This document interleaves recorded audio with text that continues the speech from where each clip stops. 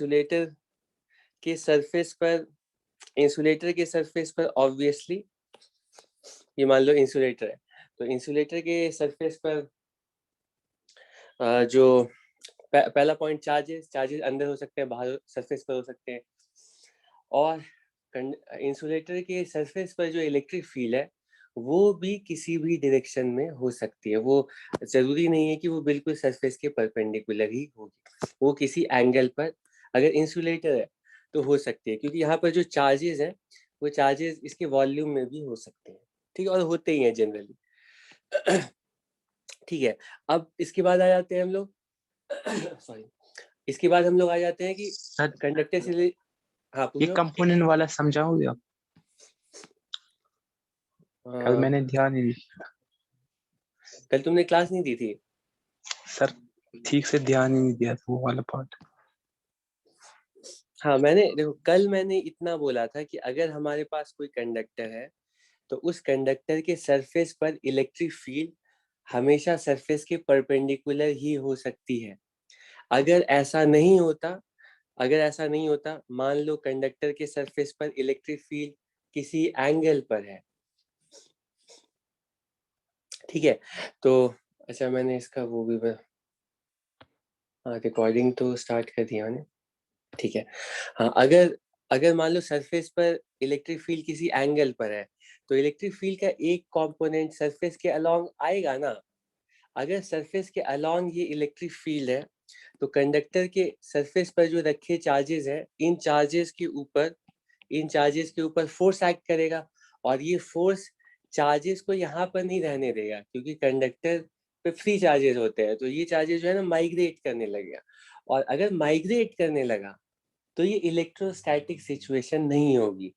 Charges migrate करने के बाद फाइनली ये कभी ना कभी एक इलेक्ट्रोस्टैटिक सिचुएशन अटेन करेगा ना, और जब ये इलेक्ट्रोस्टैटिक सिचुएशन अटेन कर लेगा उस टाइम में हम श्योर होकर के बोल सकते हैं कि सरफेस के अलोंग इलेक्ट्रिक फील्ड अब एग्जिस्ट नहीं कर रही है। तो एग्जिस्ट करने का मतलब है चार्जेस स्टेशनरी नहीं हो सकते सरफेस पर, ठीक है। तो कंडक्टर के लिए अगर इलेक्ट्रिक फील्ड है, ठीक है, इलेक्ट्रोस्टैटिक सिचुएशन की बात कर रहा हूँ, वो हमेशा सरफेस के परपेंडिकुलर ही होगी, ठीक है।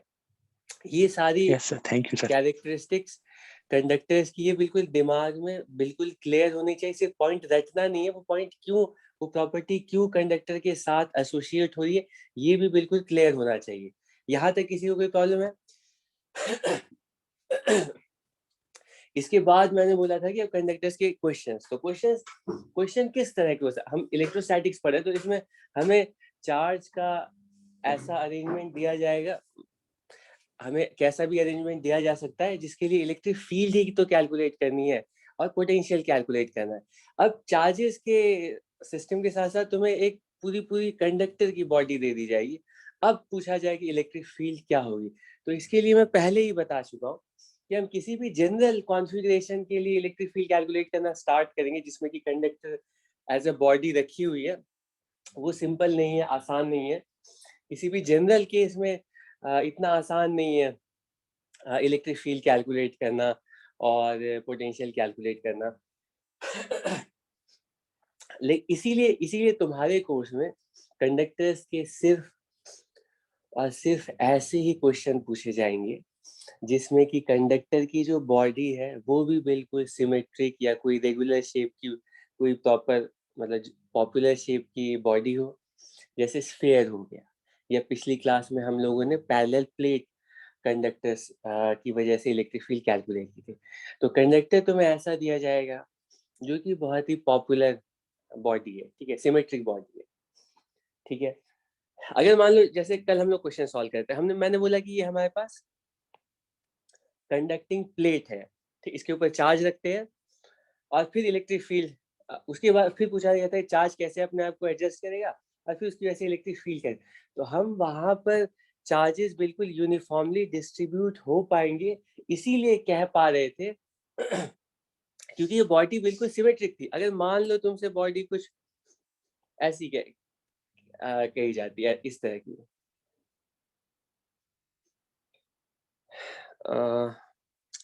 किसी अलग शेप की बॉडी दे दी जाती अब इसके लिए तुम्हें चार्ज डिस्ट्रीब्यूशन निकालना इतना आसान नहीं होता, ठीक है। ये भी क्वेश्चन बनता है कि मान लो बॉडी इस टाइप की है, अब इसके ऊपर क्यू चार्ज डाल दिया गया, अब कैलकुलेट करो चार्ज कहाँ कहाँ पर कितना कितना आएगा, फिर इलेक्ट्रिक फील्ड के।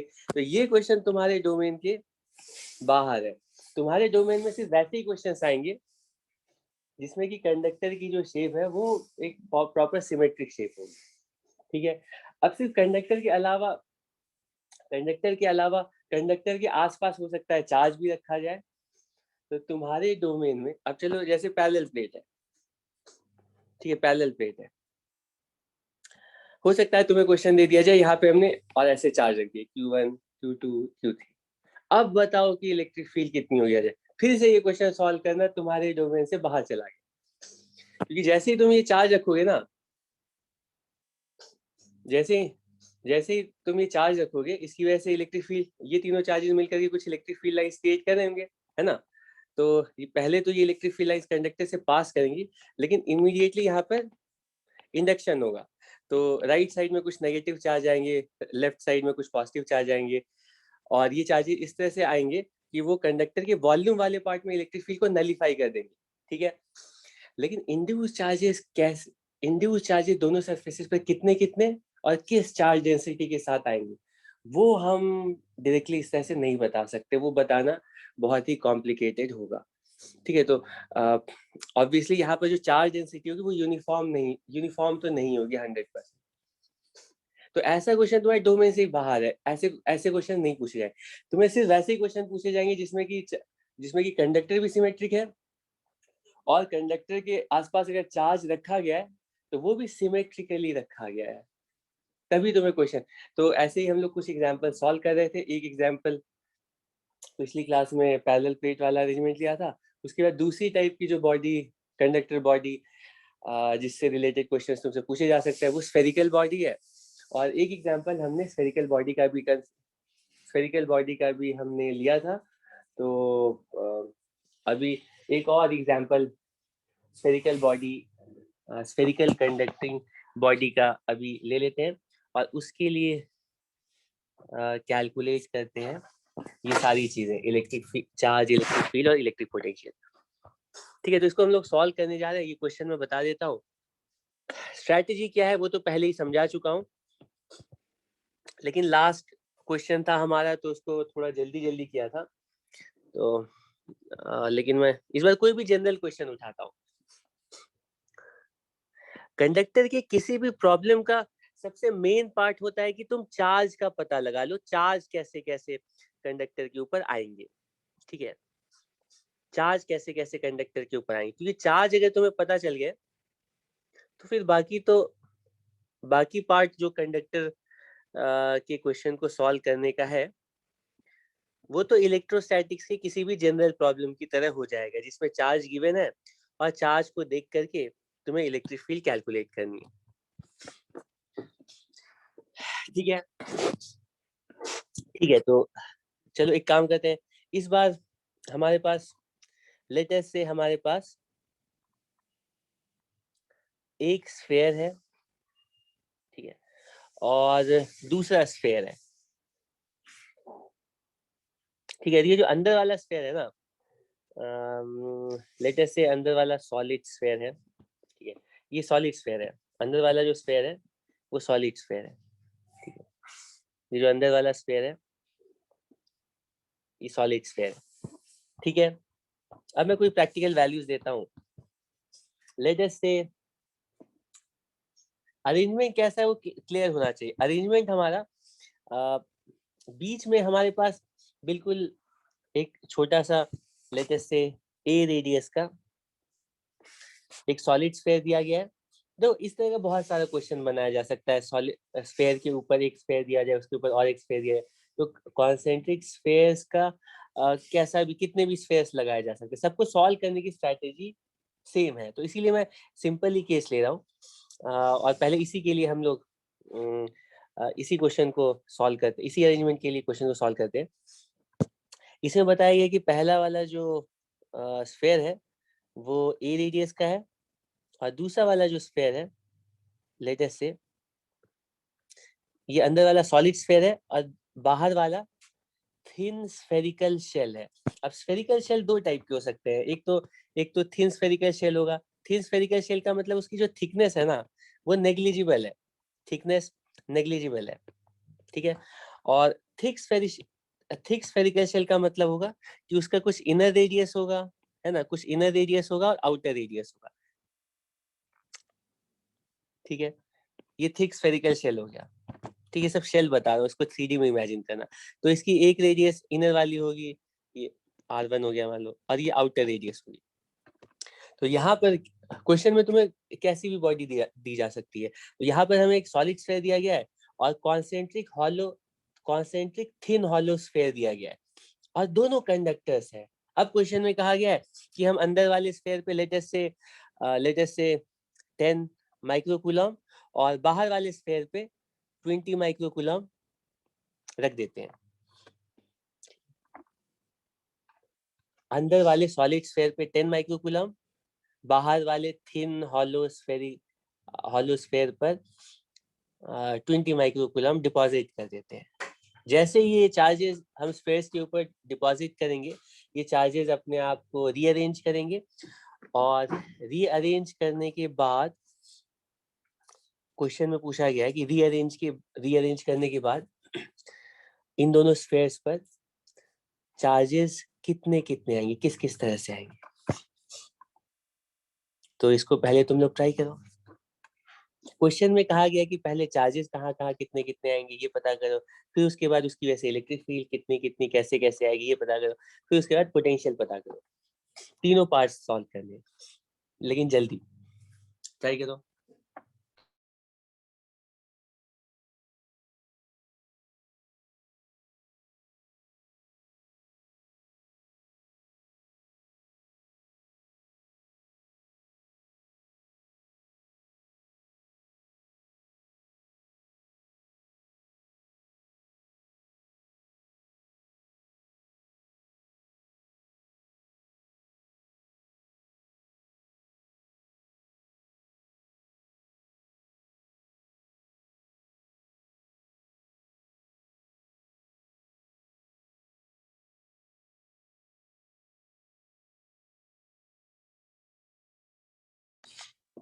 ठीक है, तो इसको सॉल्व करना,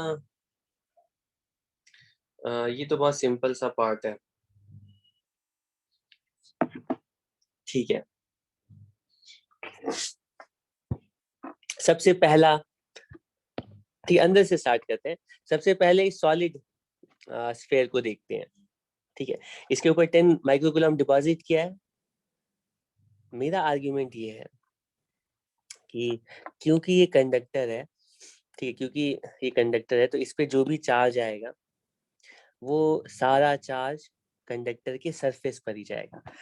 इसका मतलब है कि जो 10 माइक्रोकूलम है वो कंडक्टर के सरफेस पर बिल्कुल सिमेट्रिकली अरेंज हो जाएगा, ठीक है। तो 10 माइक्रोकूलम तो इसके सरफेस पर बिल्कुल सिमेट्रिकली अरेंज हो जाएगा। कि सिमेट्रिकली क्यों अरेंज होगा, क्योंकि यहाँ पे ना दोनों स्फीयर्स बिल्कुल कॉन्सेंट्रिक है, ठीक है। हम सिमेट्री से कह सकते हैं कि अंदर वाले स्फीयर के सरफेस पर 10 माइक्रोकूलम बिल्कुल यूनिफॉर्मली ही डिस्ट्रीब्यूट होगा, ठीक, बिल्कुल यूनिफॉर्मली डिस्ट्रीब्यूट होगा।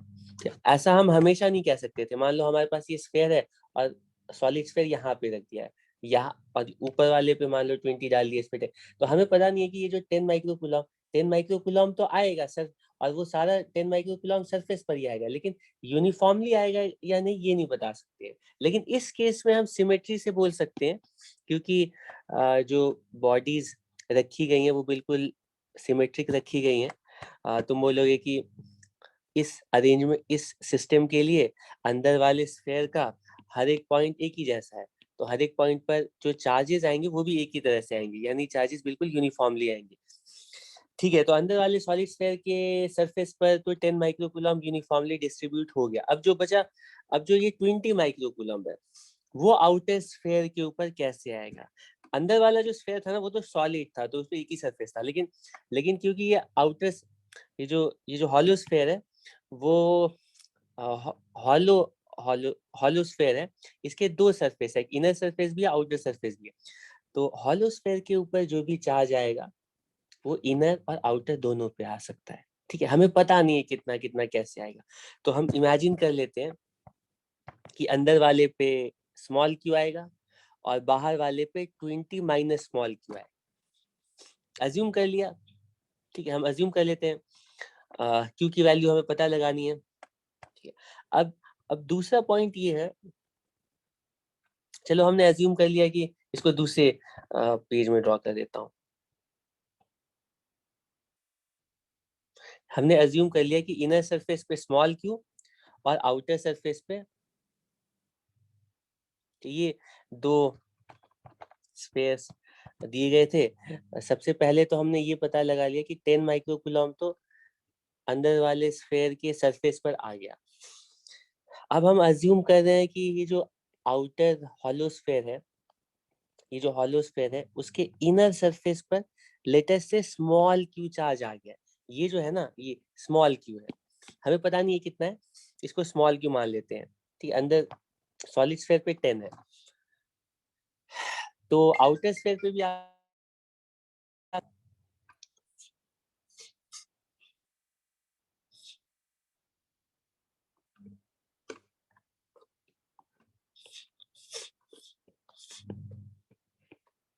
हाँ उबैर, तुम क्या कह रहे हो?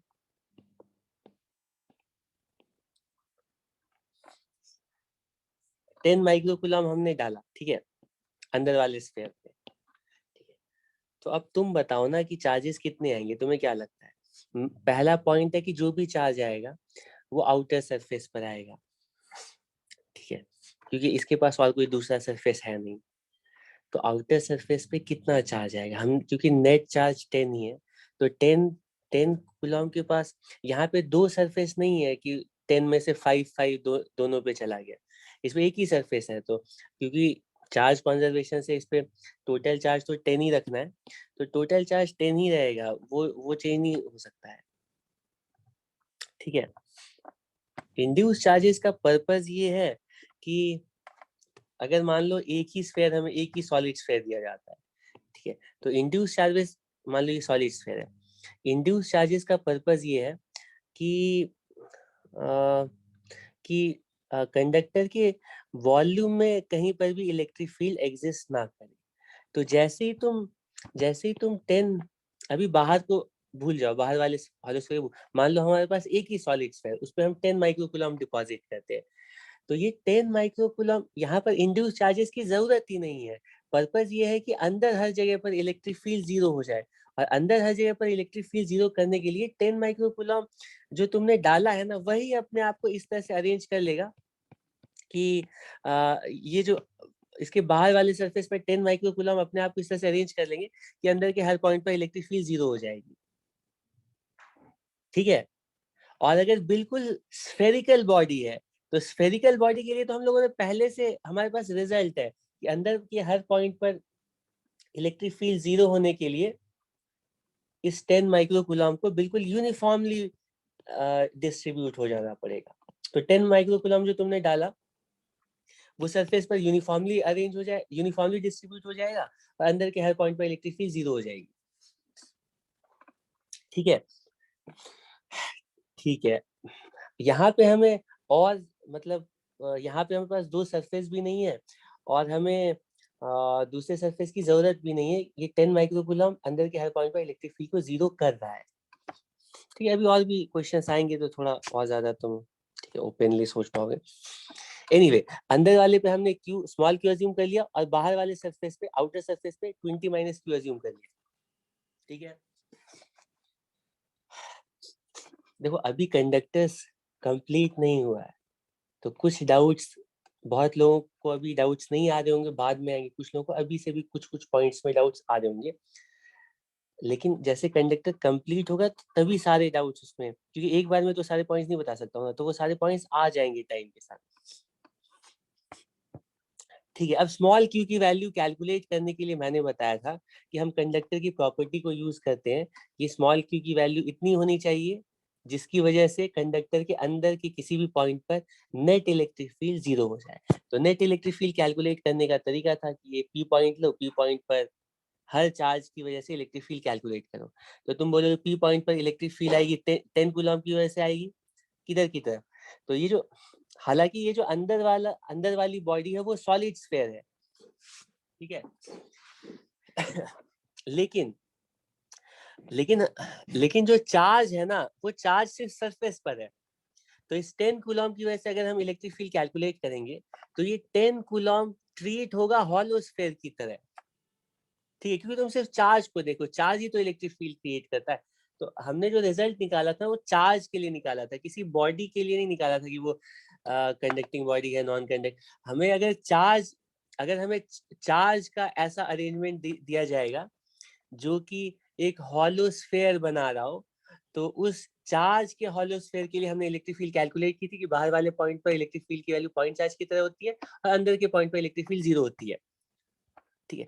तो यहाँ पर हालांकि बॉडी तो सॉलिड स्फीयर है, लेकिन यहाँ पर चार्ज जो है ना वो हॉलो स्फीयर है, ठीक है। तो हम 10 कूलम की वजह से इलेक्ट्रिक फील्ड कैलकुलेट करेंगे, कितनी होगी? वो पॉइंट चार्ज की तरह होगी, सेंटर से रेडियली अवे होगी। वो लिखेंगे हम के क्यू अपॉन आर स्क्वायर की इक्वल, ठीक है। तो के क्यू अपॉन आर स्क्वायर की वैल्यू तुम यहाँ पे लिखते हो, ये के 10 अपॉन ये रेडियस बी दी गई थी तो बी स्क्वायर। और उसके बाद फिर अगला हॉलो स्फीयर आता है स्मॉल क्यू। स्मॉल क्यू के भी ये पी पॉइंट जो है स्मॉल क्यू के भी बाहर है। तो इस पी पॉइंट पर इलेक्ट्रिक फील्ड किधर होगी? वो भी बाहर की तरफ होगी, रेडियली अवे, ठीक है, सेंटर से रेडियली अवे। कितनी वैल्यू आएगी? K small Q upon B square, ये सेंटर से पी पॉइंट की डिस्टेंस बी स्क्वायर। उसके बाद 20 माइनस क्यू की वजह से 20 माइनस क्यू वाला जो स्फीयर है ना, उसके लिए पी पॉइंट अंदर वाला पॉइंट है और अंदर वाले पॉइंट पर कोई भी हॉलो स्फीयर इलेक्ट्रिक फील्ड नहीं क्रिएट करता है। अंदर वाले पॉइंट पर इलेक्ट्रिक फील्ड 0 होती है ड्यू टू हॉलो स्फीयर। तो 20 माइनस क्यू की वजह से कोई इलेक्ट्रिक फील्ड नहीं होती। अब हम बोले इन दोनों का सम 0 होना चाहिए। तो सम कैसे 0 होगा? ये दोनों वेक्टर्स है, इनको ऐड करके 0 तभी आ सकता है जब ये जो स्मॉल क्यू है ना वो नेगेटिव है। जब स्मॉल क्यू नेगेटिव होगा तभी स्मॉल क्यू की वजह से इलेक्ट्रिक फील्ड इधर आएगी और दोनों कैंसिल हो पाएंगे। स्मॉल क्यू की वैल्यू कितनी होगी वो देख करके बता सकते हो, वो बिल्कुल -10 होनी चाहिए, ठीक है। तो इसका मतलब है कि अंदर वाले स्फीयर पे प्लस पॉजिटिव चार्ज नहीं होगा, अंदर वाले स्फीयर पे नेगेटिव चार्ज होगा और कितना होगा? बिल्कुल -10 के इक्वल होगा, ठीक है, -10। और आउटर वाले पे कितना होगा? आउटर वाले पे कितना होगा?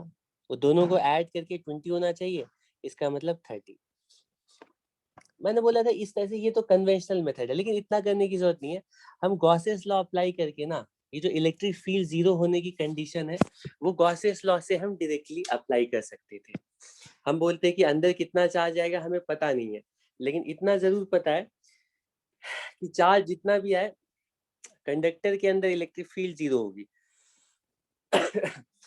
तो हम एक गॉसियन सरफेस इमेजिन करते हैं और वो गॉसियन सरफेस बिल्कुल ऐसा है जो कि कंडक्टर के अंदर ही लाई कर रहा है। अब इस गॉसियन सरफेस के रेस्पेक्ट में सोचो कि इस गॉसियन सरफेस के रेस्पेक्ट में तुम देख सकते हो कि हमारे गॉसियन सरफेस के अक्रॉस टोटल फ्लक्स 0 होना पड़ेगा, क्योंकि इलेक्ट्रिक फील्ड है ही नहीं हमारे सरफेस के अक्रॉस, कोई भी इलेक्ट्रिक फील्ड लाइन क्रॉस नहीं करेगी, सरफेस पर इलेक्ट्रिक फील्ड है ही नहीं। तो चार्ज एनक्लोज भी 0 होना चाहिए, यानी कि इनर सरफेस पर -10, बिल्कुल -10 माइक्रोकूलम चार्ज होना चाहिए। और अंदर वाले सरफेस पर जैसे ही तुम्हें चार्ज पता चल जाएगा तो क्या करोगे तुम? बाहर वाले सरफेस पर चार्ज कंजर्वेशन अप्लाई करके कितना चार्ज होगा ये पता लगा लोगे, वो होगा 30 माइक्रोकूलम। अब हर जगह पर चार्ज की वैल्यू पता चल गई है, अब हर जगह पर इलेक्ट्रिक फील्ड कैलकुलेट करो। इसका दूसरा पार्ट है। यही नहीं, ऐसा कोई भी अरेंजमेंट, मैं चलो एक और एग्जांपल छोटा सा ले लेता हूँ। मान लो तुम्हें इस बार बताया गया है कि हमारे पास एक स्फेरिकल शेल है कुछ इस तरह का, और ये ठीक है एक स्फेरिकल शेल है और ये दूसरा स्फेरिकल शेल है, और ये दोनों स्फेरिकल शेल थिन नहीं है, ये थिक स्फेरिकल शेल्स है। ठीक है, इनकी कुछ थिकनेस है। ठीक है, ठीक है, ठीक है, इनकी रेडियस सब बता दी गई, ए है, बी है, सी है, डी है। अब बोला गया है कि मान लो हम अंदर वाले पे चार्ज डिपॉजिट करते हैं, या यहाँ पे चलो यहाँ पे डिपॉजिट करते हैं 5 माइक्रोकूलम और यहाँ पे 2 माइक्रोकूलम, इन दोनों स्पेस पे 5 और 2 डिपॉजिट कर दिया गया। अब मुझे बताओ कि यहाँ पर 4 सरफेसेस हैं, चलो 1 2 3 4, इन चारों सरफेसेस पर कितना कितना चार्ज आएगा, कैलकुलेट करके बताओ। गॉसिस लॉ से 1 मिनट में बता सकते हैं।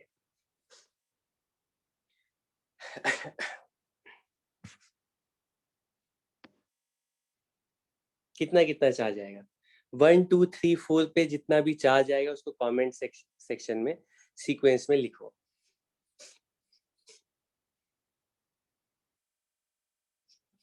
अरे इतना टाइम क्यों लगा दे रहे हो?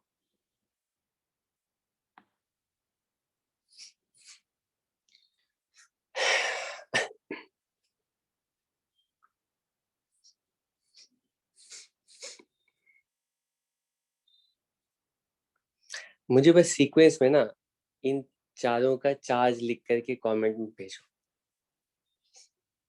और इतना टाइम क्यों लग रहा है मुझे समझ में नहीं आ रहा है। या तो तुम लोगों ने लगता है कि ज्वाइन करके कुछ और काम करने चले गए हो क्या?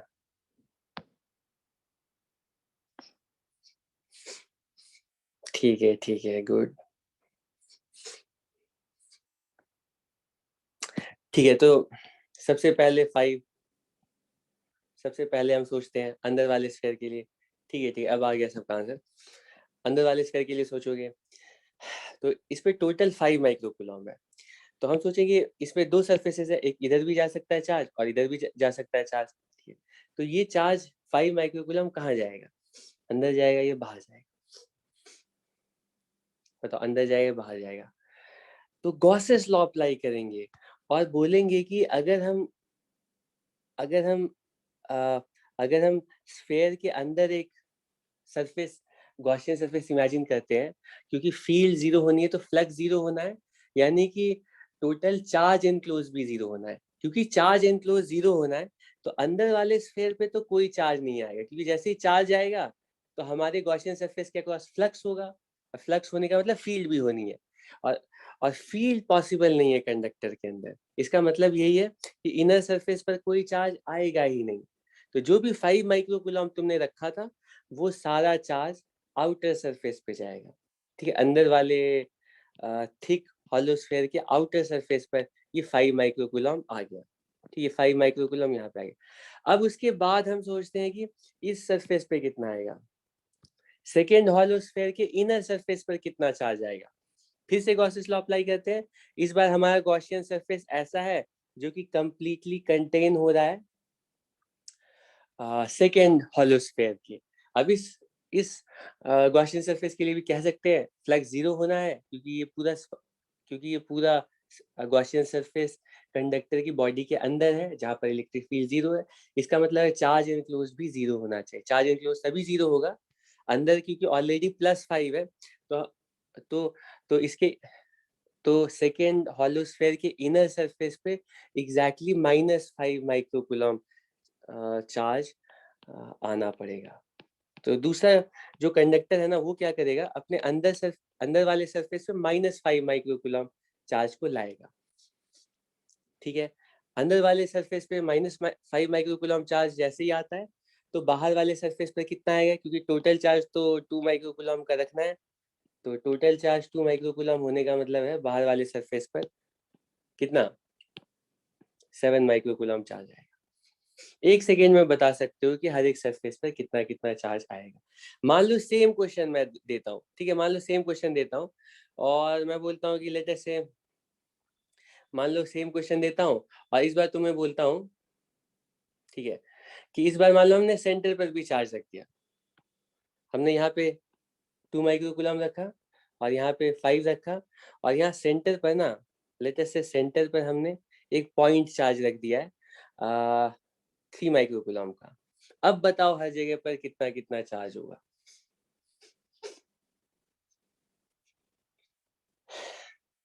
बताओ, अब तो जल्दी बताओ। तुम्हारा रिस्पॉन्स स्लो आया इसीलिए मैंने ये दूसरा एग्जांपल लिया, ताकि तुम लोग जैसे ही क्वेश्चन बोलो तुम लोग चार्ज का आंसर बताओ। पहले गॉसेस लॉ से पता चलेगा कि इनर सरफेस पे अब चार्ज आएगा और वो कितना होगा, वो होगा -3, ठीक है। और अगर अंदर वाले सरफेस पे -3 है तो आउटर सरफेस पे कितना आएगा, वो 8 आएगा, क्योंकि टोटल +5 माइक्रोकूलम होना है। यहाँ पे 8 आएगा, +8, ठीक है। -3 अंदर वाले पे, +8 आउटर पे। अब हम दूसरे वाले हॉलो स्फीयर के लिए सोचते हैं, कितना चार्ज होगा। चार्ज इनको 0 करना है तो तुम सोचो ये दोनों तो मिलके कैंसिल हो ही गए। हमारी गॉसियन सरफेस के अंदर अभी +8 माइक्रोकूलम चार्ज है, तो -8 हमें डालना पड़ेगा ताकि नेट चार्ज 0 हो पाए। तो ये जो थर्ड सरफेस है इस पे -8 आ जाएगा और इस पे अगर -8 आएगा तो कंजर्वेशन से 10, ये 2 माइक्रोकूलम है आउटर पे। तो अगर अंदर -8 है तो बाहर वाले पे +10 आ जाएगा। ठीक, इसमें किसी को कोई डाउट है तो हैंड्स रेज करो, वरना हम पिछला एग्जाम्पल कंप्लीट करते हैं।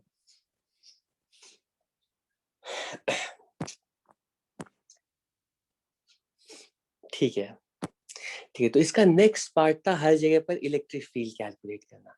तो हर जगह पर इलेक्ट्रिक फील्ड कैलकुलेट करके बताओ। ये इस क्वेश्चन में अंदर सॉलिड स्फीयर रखा गया है स्मॉल a रेडियस का, और बाहर स्मॉल b रेडियस का एक थिन हॉलो स्फीयर रखा गया है। ऐसे स्फीयर की वजह से, ऐसे स्फीयर की वजह से इलेक्ट्रिक फील्ड कैलकुलेट करो हर जगह पर, हर जगह पर इलेक्ट्रिक फील्ड।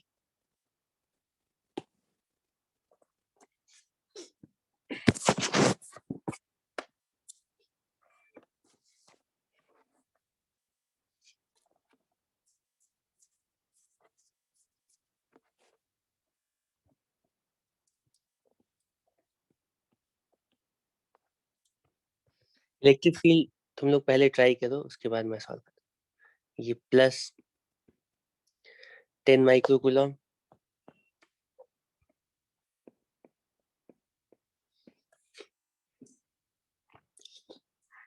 जितने भी बड़े फिगर्स वाले क्वेश्चंस होते हैं उनको अगर मैं यहाँ बोर्ड पर सॉल्व करता हूँ तो उसमें समझ लो एटलीस्ट डबल टाइम लगता है, क्योंकि बार बार मिटाना पड़ता है और फिर से ड्रॉ करना पड़ता है। ये सब अगर बड़े बोर्ड पर ड्रॉ किया जाएगा तो इसका बिल्कुल हाफ टाइम लगेगा। ठीक है, बैटरी भी जा रही है, मुझे तो आज कुछ खतरा ही लग रहा है।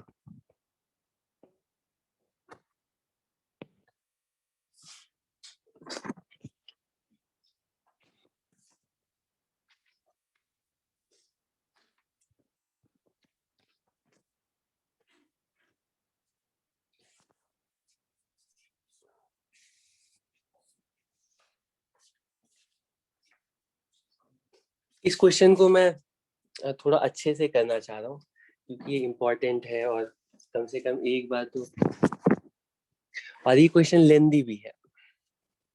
इलेक्ट्रिक फील्ड हर जगह पर कैलकुलेट करना, ये लेंदी क्वेश्चन है।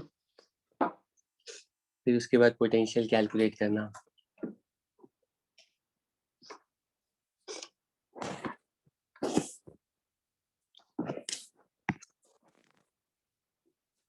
तो उसके लिए मैं ऐसा कर रहा हूँ कि इस बॉडी के लिए ना मैं दूसरा फिगर बनाने जा रहा हूँ, और दूसरे फिगर में ये पूरी बॉडी नहीं ड्रॉ कर रहा हूँ, ठीक है, सिर्फ इतना पार्ट ड्रॉ कर रहा हूँ, इतना पार्ट, ठीक है, सिर्फ इतना पार्ट ड्रॉ करते हैं, ठीक है, सिर्फ ये वाला पार्ट ड्रॉ करते हैं, ठीक है, ताकि इसको मैग्नीफाई करके जूम करके तुम्हें इलेक्ट्रिक फील्ड कैलकुलेशन एक्सप्लेन कर पाऊँ। तो हमारे पास देखो ये सेंटर है, ठीक है, और ये सॉलिड स्फीयर की बाउंड्री है यहाँ तक। ये सॉलिड स्फीयर है, ये ए रेडियस का है, ठीक है। क्योंकि ये सॉलिड स्फीयर है तो ऐसा करते हैं, कुछ इसमें कुछ अपनी स्किल्स यूज करते हैं, ठीक है, ड्राइंग स्किल्स कुछ यूज करते हैं। ये सॉलिड स्फीयर है, इसको थोड़ा मैं शेड कर दे रहा हूँ ताकि, ठीक है, पेन क्रिया नहीं बना रहा हूँ मैं, ठीक है क्या? नहीं है, चलो ठीक है, ये समझने के लिए। और इसके बाद ये दूसरा जो सरफेस है, ये हॉलो, ठीक, कौन सा पार्ट ड्रॉ किया ये सबको क्लियर है?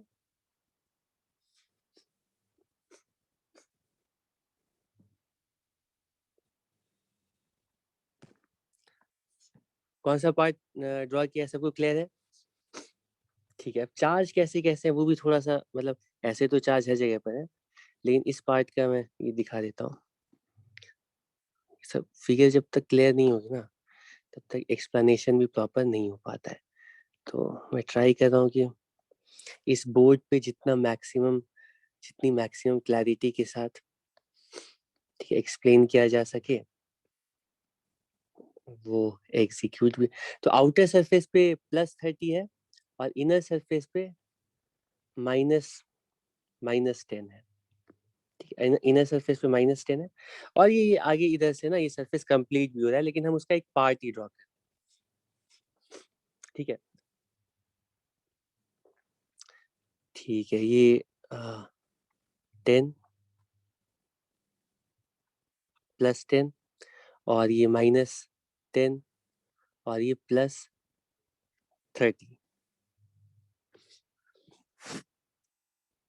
अब एक एक करके हर जगह पर इलेक्ट्रिक फील्ड कैलकुलेट करने जा रहे हैं, इसी बोझ में सब कुछ करना है। तो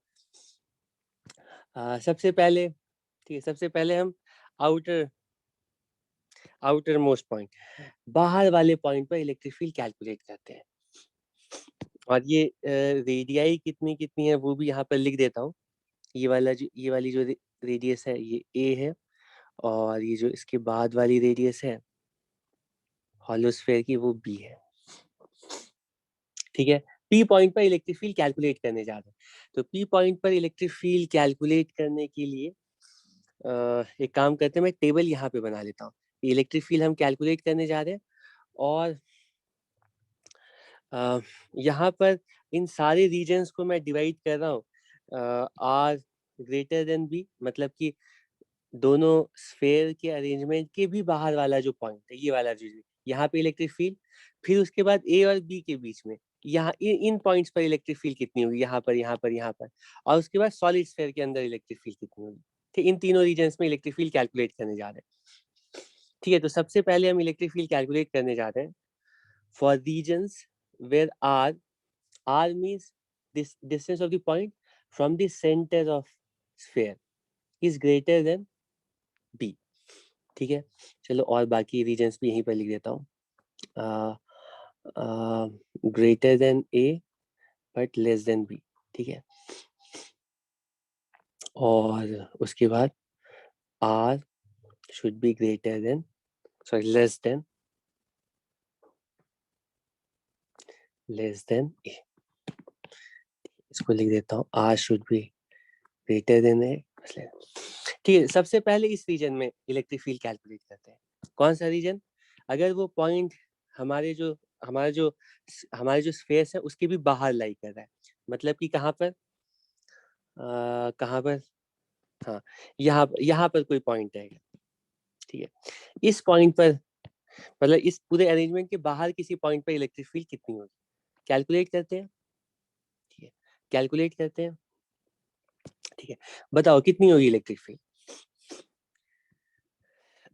आसानी के लिए ना हम इन तीनों सरफेसेस का नाम रख देते हैं ताकि समझ में आए कि इलेक्ट्रिक फील्ड किसकी वजह से लिख रहा हूँ। तो लेट अस से ये जो पहला सरफेस इसको 1 लिख दिया, ये सेकंड सरफेस को 2 लिख दिया और थर्ड सरफेस को 3 लिख दिया।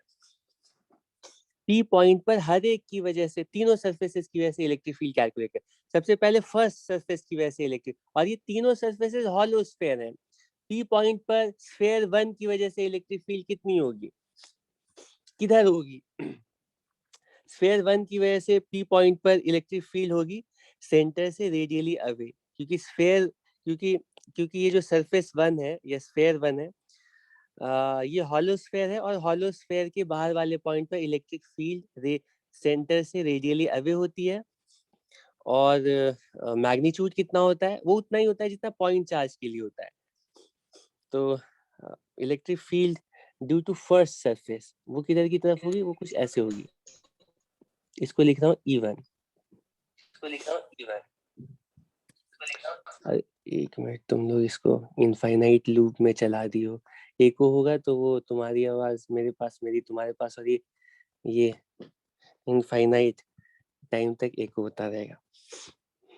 ठीक है, जैसे पैरेलल मिरर रखते हैं ना, तो इसके बीच में कोई ऑब्जेक्ट है तो इसकी इमेज पहले मिरर में बनती है यहाँ पर, ठीक है, और फिर इस इमेज की इमेज दूसरे वाले मिरर में बनती है, ठीक है, और फिर ये जो इमेज की इमेज फिर तीसरी बार, तो ये इनफाइनाइट इमेजेस बन जाती हैं।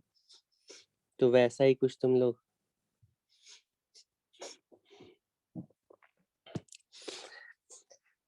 एनीवे हाँ, सरफेस 1 की वजह से इलेक्ट्रिक फील्ड की डायरेक्शन सेंटर से रेडियली अवे, और सरफेस 1 की वजह से इलेक्ट्रिक फील्ड का मैग्नीट्यूड कितना होगा? के क्यू का मतलब 10 अपॉन ये डिस्टेंस कितनी, यहाँ से यहाँ तक r है, तो r स्क्वायर, पॉइंट चार्ज की तरह स्फीयर की वजह से इलेक्ट्रिक फील्ड होती है। उसके बाद सेकेंड सरफेस की वजह से, तो सेकेंड सरफेस हमारा ये वाला सरफेस है, तो इस सरफेस की वजह से इलेक्ट्रिक फील्ड कितनी, किधर की तरफ होगी? क्योंकि नेगेटिव चार्ज है, तो इस बार towards the centre electric field होगी समथिंग लाइक दिस। और इलेक्ट्रिक फील्ड का मैग्नीट्यूड कितना होगा? इलेक्ट्रिक फील्ड का मैग्नीट्यूड कितना होगा? के 10 अपॉन r स्क्वायर, ठीक है। उसके बाद थर्ड सरफेस, यानी इस वाले सरफेस की वजह से इलेक्ट्रिक फील्ड किधर की तरफ होगी? रेडियली अवे होगी, लाइक दिस। और मैग्नीट्यूड कितना होगा? के क्यू अपॉन आर स्क्वायर, के 30 अपॉन आर स्क्वायर, ठीक है। तो तुम देख सकते हो E1 और E2, यानी ये वाला सरफेस, ये वाला सरफेस मिल के तो नेट इलेक्ट्रिक फील्ड 0 करेंगे, ठीक है। जो नेट इलेक्ट्रिक फील्ड आएगी वो सिर्फ ये 30 माइक्रो कूलम की वजह से आएगी, ठीक है। तो बाहर वाले पॉइंट पर जो इलेक्ट्रिक फील्ड की वैल्यू आएगी वो हम लिखेंगे 30 के अपॉन आर स्क्वायर, ठीक है। इसमें किसी को कोई प्रॉब्लम है?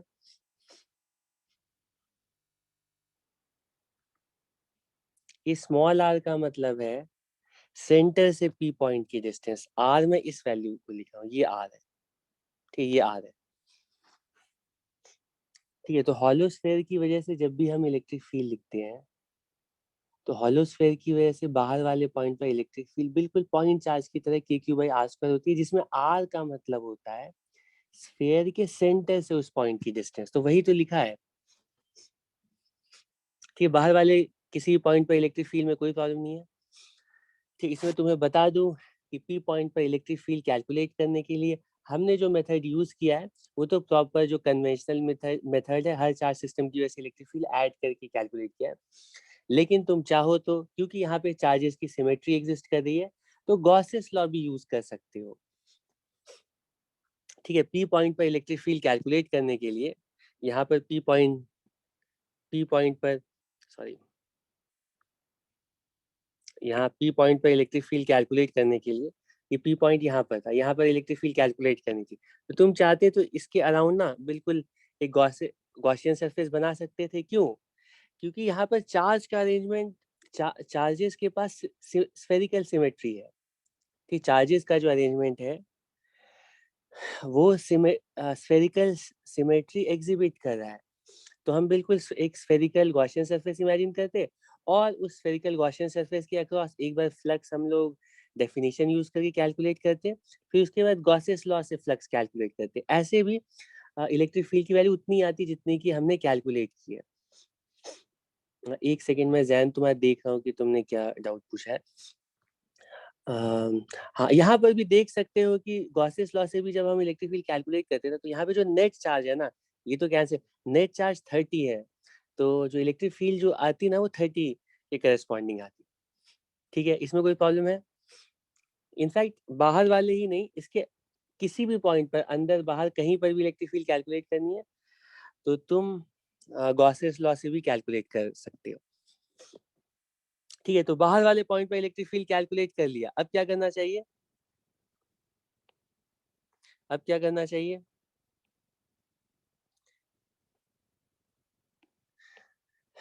ठीक है, अब हम इसके आगे चलते हैं और इस बार हम यहाँ अंदर दोनों स्फीयर के बीच में यहाँ पर इलेक्ट्रिक फील्ड कैलकुलेट करते हैं। इस पॉइंट पर इलेक्ट्रिक फील्ड की वैल्यू कितनी होगी?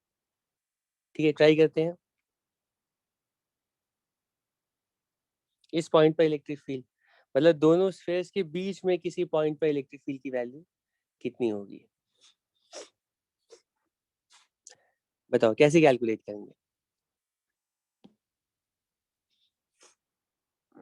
कैसे कैलकुलेट करेंगे? एक एक करके हर एक सरफेस की वजह से कैलकुलेट कर सकते हैं या गॉसेस लॉ भी अप्लाई कर सकते हैं? तो चलो एक एक करके हर एक सरफेस की वजह से ऐड करके इलेक्ट्रिक फील्ड कैलकुलेट करते हैं। सरफेस 1 की वजह से इलेक्ट्रिक फील्ड की डायरेक्शन किधर होगी? रेडियली अवे होगी। कि सरफेस 1 की वजह से इलेक्ट्रिक फील्ड की डायरेक्शन कुछ इस तरह से रेडियली अवे होगी। ठीक है, और कितनी होगी? कितनी होगी? वो के क्यू अपॉन आर स्क्वायर होगी, लेकिन ध्यान रखना है आर का मतलब होगा सेंटर से इस पॉइंट की डिस्टेंस, ये वाली डिस्टेंस आर है। हम कैलकुलेट कर रहे हैं अंदर वाले स्फीयर की वजह से। ठीक है, उसके बाद इस नेगेटिव चार्ज की वजह से बताओ इलेक्ट्रिक फील्ड कितनी होगी? सरफेस 2 की वजह से। तो ये सरफेस 2 जो है ना एक हॉलो स्फीयर है, और ये पॉइंट, अब ये जो पॉइंट है ना, अब जो ये पॉइंट है ये हॉलो स्फीयर के, नेगेटिव हॉलो स्फीयर के अंदर आ चुका है, और हॉलो स्फीयर अपने अंदर किसी पॉइंट पर इलेक्ट्रिक फील्ड प्रोड्यूस नहीं करता है, तो ये जीरो होगा। ये बिल्कुल जीरो होगा। ठीक है, और सरफेस 3 की वजह से इलेक्ट्रिक फील्ड वो भी जीरो होगी, क्योंकि तीनों, मतलब सरफेस 2 एंड सरफेस 3, ये दोनों सरफेसेस एक्चुअली, दोनों सरफेसेस के लिए point inside the hollow sphere lie कर रहा है। ठीक है, तो पी पॉइंट पर नेट इलेक्ट्रिक फील्ड की वैल्यू कितनी होगी? वो के 10 अपॉन आर स्क्वायर की इक्वल होगी। ठीक है, ठीक है, तो इलेक्ट्रिक फील्ड हम बोलेंगे कि अगर ए और बी के बीच में है, इसको मैं थोड़ा ड्रॉ भी कर देता हूँ थोड़ा सा तुम्हें आइडिया देने के लिए। ठीक है, यहाँ से यहाँ तक ये ए है और यहाँ से यहाँ तक बी है। अगर बी से बाहर, मतलब इस रीजन में अगर इलेक्ट्रिक फील्ड, अगर इस रीजन में पॉइंट है तो इलेक्ट्रिक फील्ड की वैल्यू के 30 अपॉन आर स्क्वायर। तो तुम देख सकते हो इस पे हमने 10 डाला था, 20 डाला था, तो बाहर वाले किसी भी पॉइंट पर जो इलेक्ट्रिक फील्ड की वैल्यू आ रही है वो इन दोनों स्फेयर्स को देखो, इसमें मिला करके तो 30 माइक्रो कूलम है ना, तो ये दोनों पॉइंट चार्ज की तरह ट्रीट हो रहे हैं 30 माइक्रो कूलम की। तो बाहर वाले पॉइंट पर इलेक्ट्रिक फील्ड 30 माइक्रो कूलम के अकॉर्डिंग आ रही है। लेकिन जैसे ही हम, लेकिन हम जैसे ही सॉरी, जैसे ही हम, जैसे ही हम पहले मतलब आउटर हॉलो स्फीयर के अंदर जाते हैं, ठीक है, जैसे ही हम इस रीजन यहाँ पर आ गए, ठीक है, इस रीजन यहाँ से यहाँ तक किसी भी पॉइंट पर अगर है, तो यहाँ पे जो बाहर वाला हॉलो स्फीयर है ना उसका इफेक्ट नलीफाई हो गया। तो इन दोनों के बीच में जो इलेक्ट्रिक फील्ड आएगी वो सिर्फ 10 की वजह से आएगी। ठीक है, तो इन दोनों के बीच में जो इलेक्ट्रिक फील्ड आ रही है के 10 अपॉन आर स्क्वायर की इक्वल। ठीक है, कोई प्रॉब्लम है इसमें? अब इसके बाद बोलो, अब इसके भी अंदर चले जाते हैं, यहाँ पे आ जाते हैं इस रीजन में। ठीक है, आर इज लेस देन ए, मतलब कि हम सॉलिड स्फीयर के भी अंदर चले। अब इलेक्ट्रिक फील्ड की वैल्यू कितनी होगी? अब इलेक्ट्रिक फील्ड क्या है, 0 होगी, और कैलकुलेट करने की जरूरत नहीं है क्योंकि वो तो सॉलिड स्फीयर है और कंडक्टर के अंदर वाला पॉइंट है, तो अंदर वाले पॉइंट पर तो इलेक्ट्रिक फील्ड की वैल्यू 0 होगी ही। और अगर कैलकुलेट भी करते तो हम यही बोलते कि ये जो पॉइंट है वो एक्चुअली, अगर यहाँ पर कोई पॉइंट भी आ जाता है तो इस पी पॉइंट पर सरफेस 1 भी 0 इलेक्ट्रिक फील्ड प्रोड्यूस करेगा, 2 भी 0 इलेक्ट्रिक फील्ड और 3 भी 0 इलेक्ट्रिक फील्ड प्रोड्यूस करेगा, तो पी पॉइंट पर इलेक्ट्रिक फील्ड बिल्कुल 0 होगी तीनों, क्योंकि पी पॉइंट तीनों स्फेयर्स के लिए अंदर वाला पॉइंट है। ठीक है, तो तुम्हारा आंसर होगा ये तुम्हारा आंसर होगा।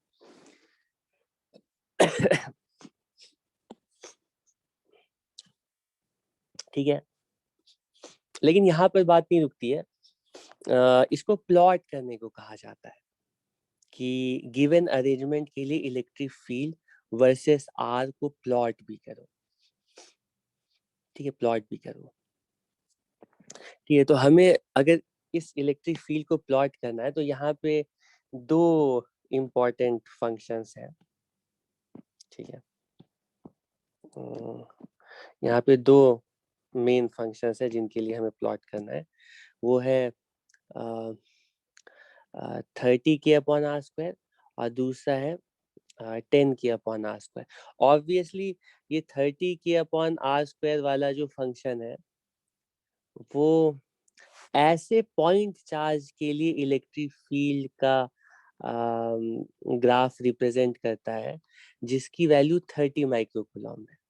ठीक है, और 10k/r² ऐसे पॉइंट चार्ज के लिए इलेक्ट्रिक फील्ड को रिप्रेजेंट करता है जो कि 10 माइक्रोकूलम की वजह से प्रोड्यूस हुई है। तो तुम्हें गिवन अरेंजमेंट की वजह से जो इलेक्ट्रिक फील्ड प्लॉट करनी है उसमें यही दोनों फंक्शंस मेन आ रहे हैं। ठीक है, इन्हीं को हमें प्लॉट करना है, तो इसको प्लॉट करने की कोशिश करते हैं। ठीक है, इसमें कॉपी का भी ऑप्शन होना चाहिए। जूम में ज्यादा फ्लेक्सिबिलिटी नहीं है, और बहुत सारे सॉफ्टवेयर्स हैं वैसे तो, लेकिन तुम लोग सिर्फ इसमें एडेड हो तो मैं चेंज नहीं करना चाहता हूँ। ठीक है, तो इलेक्ट्रिक फील्ड हम प्लॉट करने जा रहे हैं। ठीक है, और प्लॉट करने के लिए जो स्फेयर्स है उनकी आधी पिक्चर मैंने यहाँ पर ड्रॉ की है, लेकिन तुम्हारे दिमाग में मुझे पूरा भरोसा है इसकी पूरी पिक्चर बनी हुई है। ठीक है, मैं बनाया इतना हूँ लेकिन तुम्हें दिख रहा है ये पूरा स्फेयर, और यहाँ पे भी ये पूरा हॉलोस्फेयर दिख रहा है इस तरह से। अब ऐसे अरेंजमेंट के लिए हम इलेक्ट्रिक फील्ड प्लॉट करने जा रहे हैं। ठीक है, तो ये लेटेस्ट से एक्स एक्सिस पे पोजीशन को प्लॉट करते हैं। ठीक है, एक्स एक्सिस कुछ लेटेस्ट से इस तरह से है।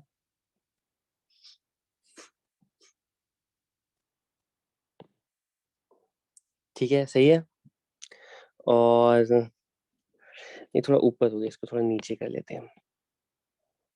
ठीक है, लेटेस्ट से यहाँ पे कुछ इस तरह से, और ये वाई एक्सिस कुछ इस तरह से है। ठीक है, ये r=0 है, ये ओरिजिन है, सेंटर है, और इसके पास हम लोग ऐसा करते हैं। ठीक है, ये r=a और ये r=b।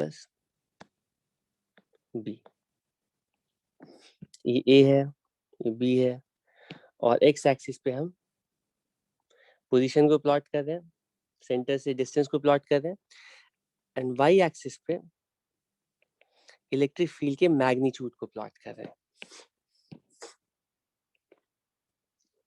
ठीक है, मैग्नीट्यूड हमेशा पॉजिटिव ही होता है। ठीक है, प्लॉट करना स्टार्ट करते हैं। तो इलेक्ट्रिक फील्ड फंक्शन कहता है, या फंक्शन को इधर लिख दूं तो कोई प्रॉब्लम तो नहीं है।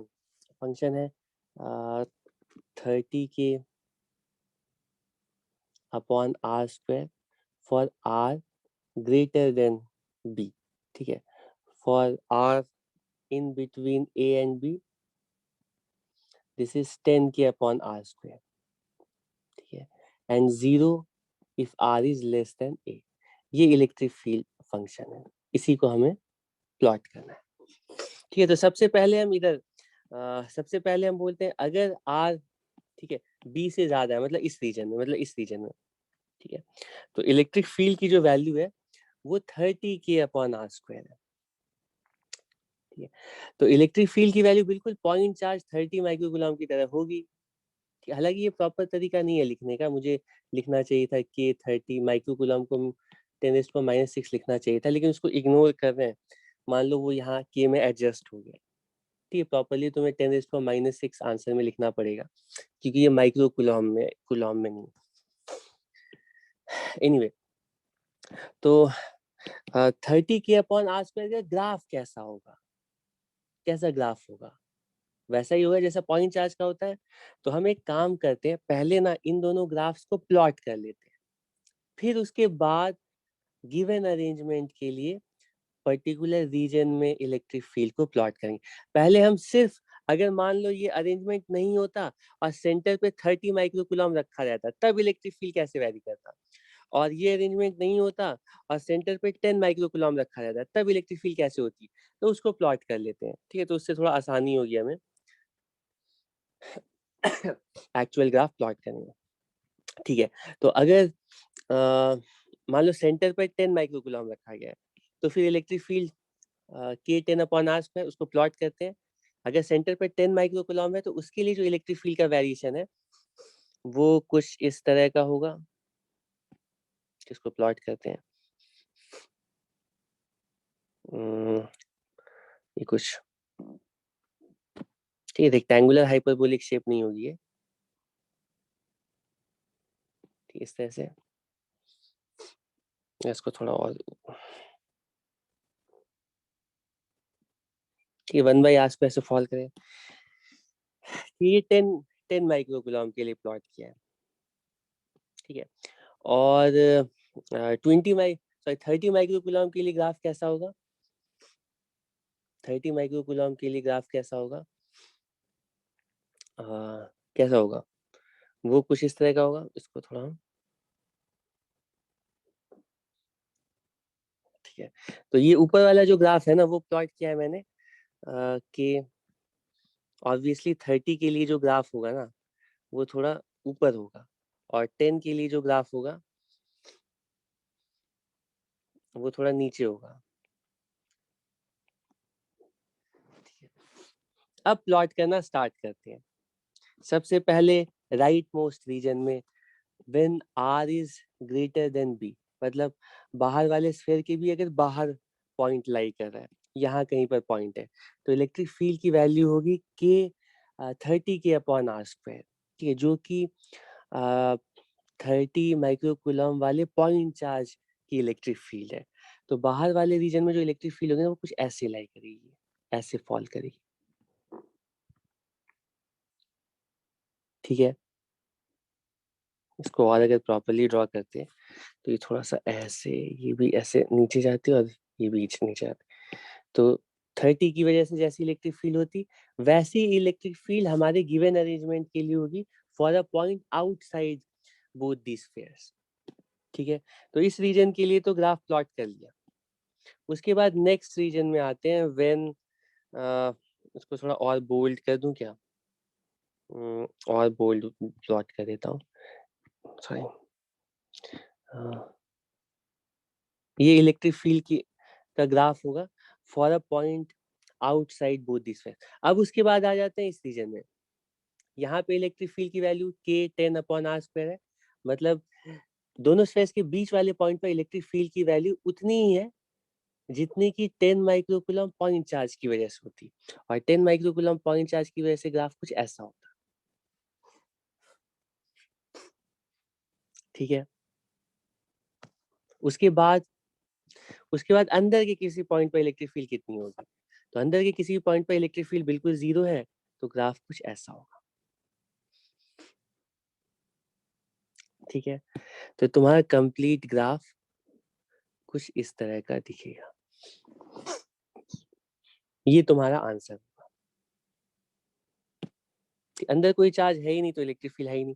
जैसे ही हम स्फीयर से बाहर आते हैं ना तो ये 10 माइक्रोकूलम चार्ज आ जाता है, ये इलेक्ट्रिक फील्ड प्रोड्यूस करता है, तो वो 10 माइक्रोकूलम की तरह फॉल करती है। तो ये आगे ऐसे ही फॉल करती है, लेकिन जैसे ही दूसरे सरफेस को क्रॉस करते हैं तो 20 और ऐड हो जाता है, टोटल 30 माइक्रो कूलम हो जाता है। तो इसके जैसे ही आगे जाते हैं तो इस पॉजिटिव चार्ज को क्रॉस करने के बाद, मतलब इस चार्ज को क्रॉस करने के बाद इलेक्ट्रिक फील्ड और ज्यादा बढ़ जाती है। इस ग्राफ में किसी को कुछ पूछना है? इस ग्राफ में किसी को कुछ पूछना है? हाँ, अब तुम लोगों ने तुम लोगों में कुछ लोगों ने डाउट्स, एक मिनट, मेरे सहन, तुमने क्या पूछा था?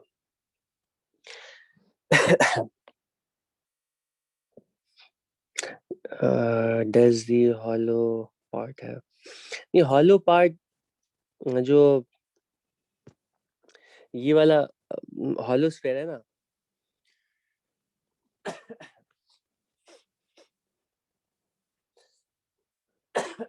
सॉरी, ये वाला जो हॉलो स्फीयर है, इसकी थिकनेस बिल्कुल नेग्लिजिबल है, बिल्कुल जीरो, ऑलमोस्ट जीरो। ठीक है, बहुत ही कम, इसका वॉल्यूम बहुत ही कम होगा। ठीक है, और दूसरा तुम्हारा क्या क्वेश्चन था? मतलब इस रीजन में ना इलेक्ट्रिक फील्ड, वो तो हमने कैलकुलेट किया ही अभी, इससे पहले इसके बीच में किसी भी पॉइंट पर तीनों सरफेस 1 2 3 के लिए ऐड करके कैलकुलेट किया, और गॉसेस लॉ से भी कैलकुलेट किया। वो वैल्यू 10 के अपॉन आर स्क्वायर के इक्वल आई। ठीक है, तो ये कुछ ऐसा ग्राफ होगा। ठीक, इसमें ये तो मैंने रेफरेंस के लिए बनाया था, वरना प्रॉपर ग्राफ कुछ ऐसा दिखेगा। ठीक है, अब इसमें तुम्हें साथ साथ ये भी प्लॉट करना चाहिए कि ये जो एंड पॉइंट्स है ना इन तीनों शेप्स के, वो कितने कितने हैं। तो सबसे पहले ये वाला जो पॉइंट है, कोई बता सकता है कि ये कितना है? ये वाला जो पॉइंट है, यहाँ पर इलेक्ट्रिक फील्ड कितनी है? ये है 10 के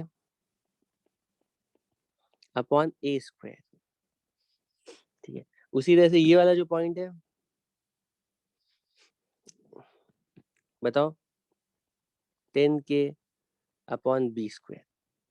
और उसी तरह से ये वाला जो पॉइंट है, ये कितना है? ये वाला पॉइंट इसके ऊपर भी हो सकता है, इसके नीचे भी हो सकता है, ये यहाँ से स्टार्ट हो रहा है, यहाँ से स्टार्ट। वो हमें जब तक ए और बी की वैल्यू नहीं दी जाएगी तब तक हम प्रॉपर्ली नहीं बता सकते। मान लो इस केस में हम अज्यूम करें ऊपर है, तो ये 30 के अपॉन बी स्क्वायर है, ये वाला पॉइंट। ये पॉइंट है 30 के अपॉन बी स्क्वायर। ठीक है, इसमें किसी को कुछ पूछना है? यहाँ तक के ग्राफ में किसी को कुछ पूछना है? अब इसके बाद इसी में अगला क्वेश्चन बनता है। तुम्हें मैंने बताया था इस क्वेश्चन को सॉल्व करने, समझाने में तो टाइम नहीं लगता है, लेकिन इसको सॉल्व करने में, फिगर्स में, ये बहुत टाइम लग जाता है। अगला पॉइंट है पोटेंशियल। हर जगह पर पोटेंशियल कितना होगा? पोटेंशियल कैलकुलेट कर।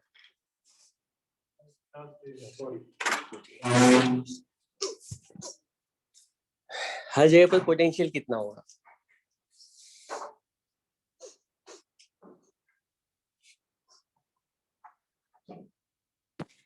ठीक है, तो नेक्स्ट पार्ट है पोटेंशियल कैलकुलेट कर। तुम लोग अपने से जल्दी कैलकुलेट करो, और उसके बाद मैं कैलकुलेट करता हूँ।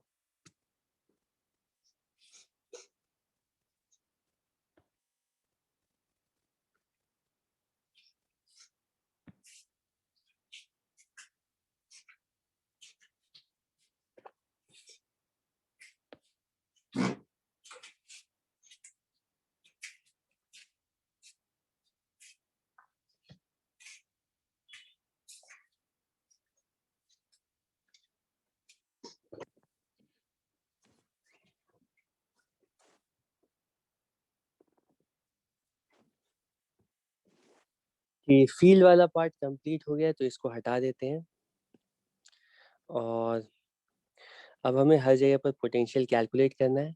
तो पहले हम पोटेंशियल कैलकुलेट कर लेते हैं, उसके बाद प्लॉट भी कर लेंगे। और पोटेंशियल कैलकुलेशन जो है, ठीक है, एक एक करके। सबसे पहले बाहर, मान लो पॉइंट भी दोनों स्फेयर्स के बाहर है, ठीक है, किसी बाहर वाले पॉइंट पर इलेक्ट्रिक पोटेंशियल की वैल्यू कैसे कैलकुलेट करेंगे?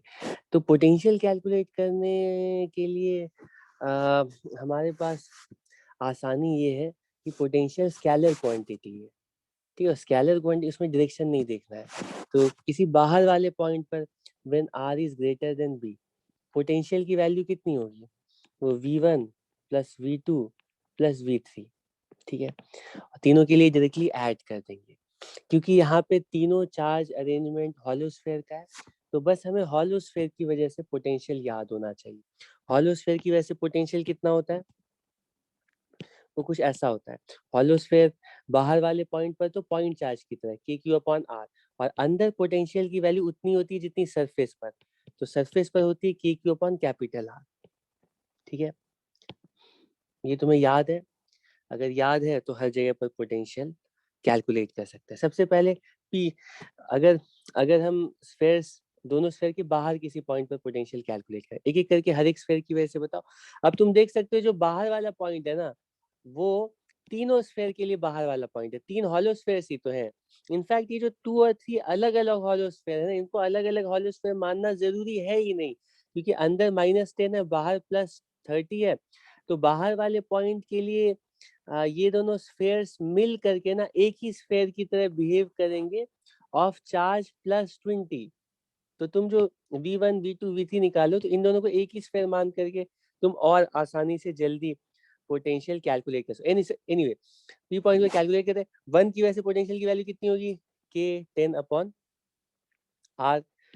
2 की वजह से K -10/R। तो ये दोनों तो कैंसिल ही होंगे, ठीक है। प्लस थर्ड स्फेयर, ये वाले स्फेयर की वजह से कितना होगा, ये पॉइंट चार्ज की तरह ट्रीट होगा, K30/R। तो अंदर वाले पॉइंट पर जो पोटेंशियल की वैल्यू आ रही है, वो आ रही है 30K/R, ठीक है। हालांकि यहाँ पे 10⁻⁻6 रखना चाहिए था, लेकिन लेटर से मान लो ये सब कूलॉम में ही दिए गए हैं। हालांकि मैं बता चुका हूँ कि कूलॉम चार्ज की बहुत बड़ी यूनिट होती है, ठीक है। अब इसके आगे चलते हैं, सेकेंड रीजन में जाते हैं, सॉरी इस बीच वाले रीजन में जाते हैं, और यहाँ पे पोटेंशियल कैलकुलेट करते हैं। तो यहाँ पे पोटेंशियल की वैल्यू कितनी होगी, बताओ जरा एक एक करके। सरफेस 1 की वजह से या स्फेयर 1 की वजह से वो K10/R के इक्वल, ठीक, ये वाली डिस्टेंस R है। उसके बाद सरफेस 2 इस वाले स्फेयर की वजह से, अब सेकेंड स्फेयर के लिए गिवन पॉइंट इस बार अंदर वाला पॉइंट है, लेकिन अंदर वाले पॉइंट पर फील्ड 0 होती है, पोटेंशियल नहीं। अंदर वाले पॉइंट पर पोटेंशियल की वैल्यू उतनी होती है जितनी की सरफेस पर होती है। तो P पॉइंट पर सेकेंड सरफेस की वजह से बता सकते हो इलेक्ट्रिक पोटेंशियल की वैल्यू कितनी होगी, K -10/B के इक्वल। गलत कह रहा हूँ? उसके बाद थर्ड हॉलोस्फेयर जो दिया हुआ है उसके लिए भी कैलकुलेट करते हैं, और थर्ड हॉलोस्फेयर की वजह से P पॉइंट पर पोटेंशियल की वैल्यू K30/B। तो तुम देख सकते हो कि P पॉइंट पर पोटेंशियल की वैल्यू आ रही है कि इन सबको, ये सब कैलकुलेशन इम्पोर्टेंट है। अगर तुम लोगों को लग रहा है कि ये क्यों कर रहे हैं, इतना लंबा है या ये आ ही नहीं सकता है इतना लंबा, तो ठीक है, ये कैलकुलेशन तुम्हें अपने लेवल पर करना बहुत ज्यादा इम्पोर्टेंट है, ठीक है। ये पोटेंशियल फील्ड को समझने के लिए, तो ये क्वेश्चन बहुत इंपॉर्टेंट है। अगर तुम एक बार कैलकुलेट कर लेते हो ना, तो यहाँ पे बहुत सारे कंसेप्ट या डाउट्स जो पहले से आते रहे होंगे वो सब भी क्लियर हो जाते हैं। तुम देख सकते हो यहाँ पे K20/B जो है ना, ये कांस्टेंट क्वांटिटी है, ठीक है, और ये R के साथ ये वैरी कर रहा होगा। बोर्ड पे तो मैं इसको और थोड़ा डिटेल में एक्सप्लेन कर पाता हूँ, लेकिन चलो देखते हैं अभी कितना एक्सप्लेन कर सकते हैं, ठीक है। अब आ जाते हैं अंदर वाले पॉइंट पर, ठीक है। अब आ जाते हैं बिल्कुल सॉलिड स्फीयर के भी अंदर चलेंगे। ये P पॉइंट, इस पॉइंट पर इलेक्ट्रिक पोटेंशियल कितना होगा, तो एक एक करके हर एक स्फीयर की वजह से। स्फीयर 1 की वजह से बताओ, कि 10 अपॉन क्या A, ठीक है, क्योंकि स्फेयर 1 का जो रेडियस है वो स्मॉल है, और उसके बाद सेकेंड स्फेयर की वजह से पोटेंशियल बताओ कितना होगा, k माइनस 10/b प्लस, और थर्ड स्फेयर की वजह से 30/p। तो पोटेंशियल की वैल्यू आ रही है at a point inside the solid sphere k10/a plus k20/b when r is less than a। ठीक है, अब इस फंक्शन को प्लॉट कर। यहाँ तक इलेक्ट्रिक पोटेंशियल की कैलकुलेशन में कोई प्रॉब्लम है? 3 हॉलो स्फेयर्स थे, तीनों हॉलो स्फेयर्स की वजह से पोटेंशियल हर पॉइंट पर ऐड करके कैलकुलेट करिए, इसमें क्या प्रॉब्लम है? कोई प्रॉब्लम है इसमें किसी को? नहीं है, नहीं होनी भी चाहिए या होनी भी नहीं चाहिए, कोई बात नहीं। लेकिन अगर है तो तुम लोग को बताना है, ऐसा नहीं है कि क्योंकि प्रॉब्लम नहीं होनी चाहिए तो तुम लोग प्रॉब्लम बताओ ही ना। नहीं होनी चाहिए लेकिन हो सकती है, कि कोई यूनिवर्सल ट्रूथ तो है नहीं। ठीक है, तो अब हम लोग इलेक्ट्रिक पोटेंशियल प्लॉट करने जा रहे हैं, और पोटेंशियल का जो ग्राफ है ना वो प्लॉट करना इंटरेस्टिंग है। इलेक्ट्रिक फील्ड का ग्राफ तो आसान था, ठीक है, मैं इसीलिए एक और क्वेश्चन तुम लोगों को दूंगा, और उसको ना तुम लोग या तो क्लास के जस्ट बाद या कल सुबह सुबह उठ करके पहले उस क्वेश्चन को जरूर सॉल्व करोगे, तभी आज की क्लास कंप्लीट मानी जाएगी। क्योंकि इसमें जो क्लैरिटी ऑफ एक्सप्लेनेशन चाहिए था वो इतने छोटे बोर्ड पे उसमें थोड़ी सी प्रॉब्लम आ रही, तो अश्योर होने के लिए कि कोई भी पॉइंट मिस ना हुआ हो, उसलिए तुम्हें मैं एक इसी तरह का और एक क्वेश्चन दूंगा, और उसमें ये सारे काम जो मैंने अभी किए हैं, क्या क्या काम किया है? सबसे पहले चार्ज हर जगह पर कैलकुलेट किया है, ठीक है, उसके बाद फिर इस चार्ज अरेंजमेंट की वजह से हर जगह पर इलेक्ट्रिक फील्ड और फिर हर जगह पर पोटेंशियल कैलकुलेट की है, और यहीं पर नहीं रुका हूँ, इलेक्ट्रिक फील्ड और पोटेंशियल को कैलकुलेट करने के बाद प्लॉट भी किया हूँ। ये सारा काम तुम्हें भी करना होगा, जो भी अरेंजमेंट अभी मैं दूंगा तुम्हें वो बहुत इंपॉर्टेंट है, तुम्हें अपनी प्रैक्टिस के लिए करना पड़ेगा, अगर नहीं करोगे तो ये आज की क्लास सक्सेसफुल नहीं मानी जाएगी, या सारे पॉइंट्स हो सकता है कि तुमने, और फिर वो तुम मुझे दिखाओगे, ठीक है, मैं चेक करूंगा उसको कि तुम लोग कर पाए हो या नहीं, ठीक है, तभी हम ठीक है प्लॉट करते हैं। तो अच्छा, इलेक्ट्रिक फील्ड कैसा आया था? इलेक्ट्रिक फील्ड यहाँ पर आया था 0, फिर 10 माइक्रोकूलम की करस्पॉन्डिंग इलेक्ट्रिक फील्ड 1/r² से ऐसे फॉल कर रही थी, और फिर 30 के लिए कुछ ऐसे थी, ठीक है, 30 वाला ग्राफ कुछ ऊपर था, 10 वाला नीचे था, ठीक है, तो ए से बी के बीच में 10 के अकॉर्डिंग आई थी, और बी के बाद 30 के अलॉन्ग। तुम देख सकते हो कि इलेक्ट्रिक फील्ड यहाँ पर डिसकंटिन्यूअस है, कहाँ कहाँ पर डिसकंटिन्यूअस है? एक इस पॉइंट पर है, ये वाला जो सरफेस आ रहा है, मतलब पहले वाले अंदर वाले स्फेयर की जो बाउंड्री है वहां पे इलेक्ट्रिक फील्ड डिसकंटिन्यूअस हो रहा है, और फिर जो दूसरे स्फेयर की बाउंड्री है वहां पर इलेक्ट्रिक फील्ड डिसकंटिन्यूअस है।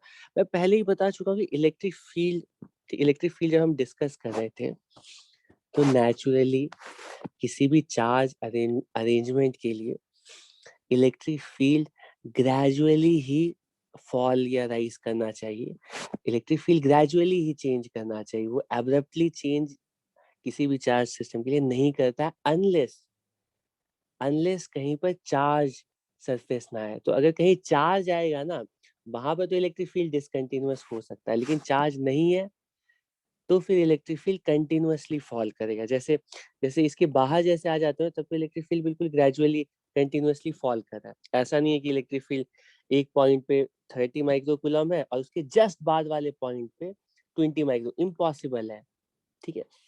वो कॉमन सेंस से भी सोच सकते हो, अगर चार्ज एलिमेंट कैसा भी दिया है तो उसके दोनों पॉइंट्स ऑलमोस्ट पास है, तो उनकी इलेक्ट्रिक फील्ड की वैल्यू बिल्कुल अलग कैसे हो सकती है?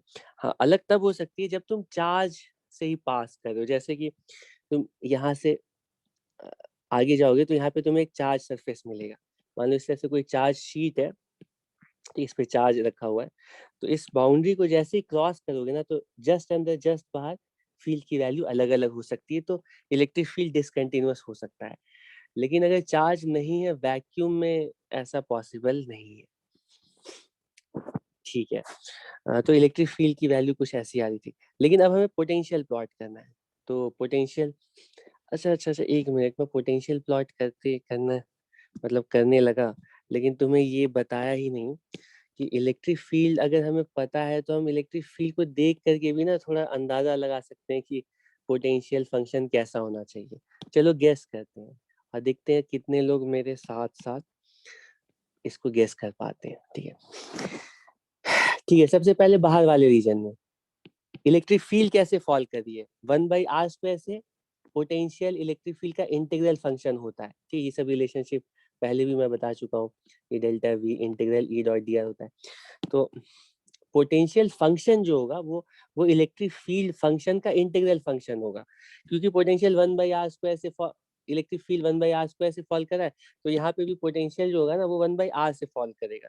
तो इसके करस्पॉन्डिंग अगर तुम पोटेंशियल का ग्राफ सोचते या प्लॉट करते तो तुम अंदाजा लगा सकते थे कि वो भी इस तरह से 1/r टाइप का ऐसे होना चाहिए। ठीक है, लेकिन उसके बाद फिर इस रीजन में पोटेंशियल कैसे चेंज करेगा, तो ये भी 1/r² है, ये भी 1/r से अगर हम सेंटर की तरफ जाएंगे तो राइज करना चाहिए। लेकिन अब प्रॉब्लम है, पोटेंशियल जो है ना, ठीक है, पोटेंशियल जैसे जैसे हम सेंटर की तरफ जाएंगे पोटेंशियल कभी भी डिक्रीज नहीं करेगा, वो हमेशा इंक्रीज ही करेगा।